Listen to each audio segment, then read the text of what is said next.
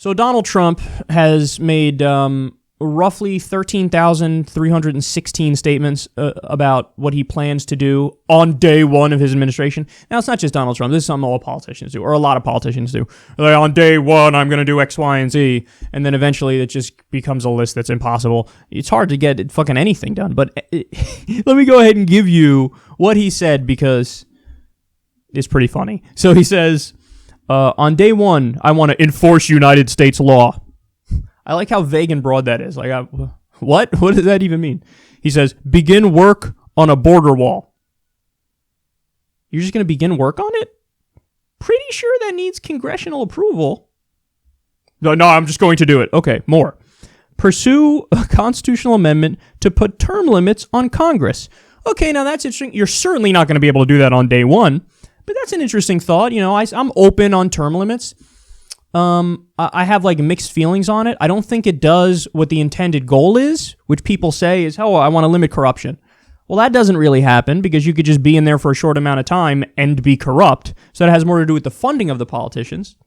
But yeah, I kind of like the idea that the president has term limits. I do think there's something good about that. I don't know how I feel about that with Congress and with, because Bernie Sanders, for example, he's been a senator since 1836. Him and Van Buren were elected the same year.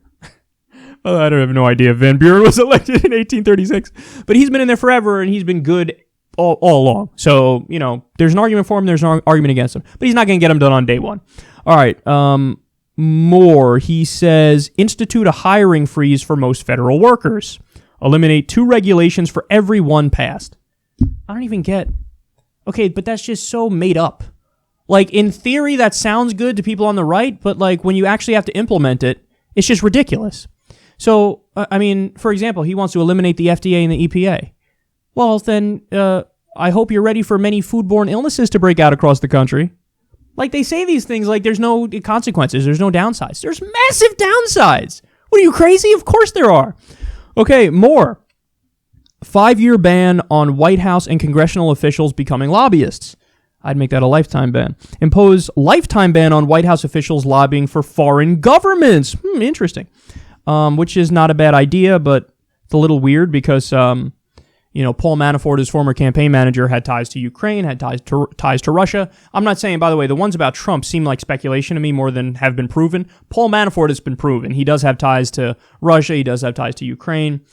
And, he wrote that specifically against Hillary Clinton, because Hillary, with her connections to Qatar and Saudi Arabia, which I massively disagree with too. But Trump himself has connections. He just did a business meeting with people in India who are property owners, businessmen from India, big-time businessmen. But now he's saying, like, okay, impose a lifetime ban on White House officials lobbying for foreign governments. It's weird that, obviously there's double standards. We're talking about Donald Trump here. He says...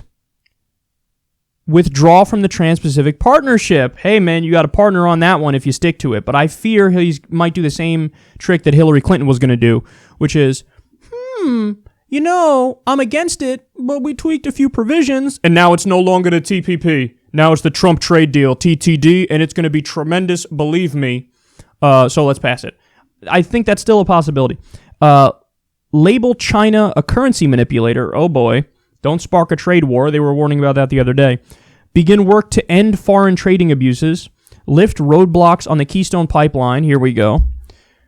By the way, what do you think is going to happen with the Dakota Access Pipeline? If Obama himself doesn't say, okay, green light, go ahead, fuck the protesters, Donald Trump will definitely, he'd probably crack down on them ruthlessly. He says, cancel payments to UN climate change program. Oh, boy. This is the one. I don't think people get how much of a disaster Trump is likely to be on climate change. He thinks it's a Chinese hoax. He said that on Twitter. He said he wants to pull out of the Paris Agreement on day one. It looks like he's going to keep that promise. And we get stuff like this. And it's casual to him. It's like, yeah, just stop worrying about climate change. Well, there are downsides to that, buddy. We're already past the tipping point, according to some scientists.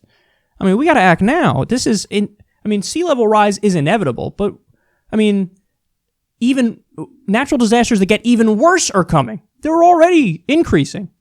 We've had the last decade was like the hottest on record. The time to panic is now. Climate change is not, it's just happening somewhere off in the future. No, it's happening right now. Wait until you get famine and drought and wars over water. I mean, again, people don't really get how disastrous this is.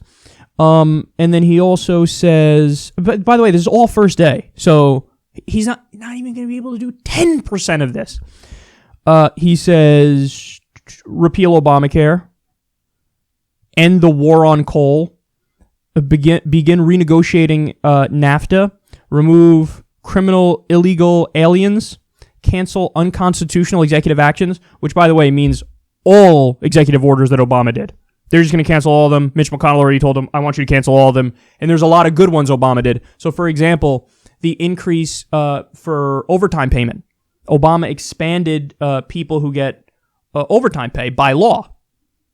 Trump and McConnell are like, yeah, I'm for the working man. Anyway, scrap that one. And he says, begin filling the Supreme Court vacancy. Cancel federal funding to sanctuary cities, suspend immigration from terror-prone places. So again, he would just say, the Muslim countries, whatever, ban them all. Anyway, this is all what he said on day one.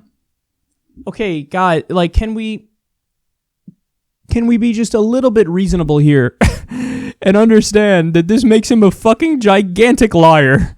Like, dude, you're just a liar. If you said all that, you're just a liar. You're over-promising, you're going to under-deliver, and a lot of the promises are disastrous anyway.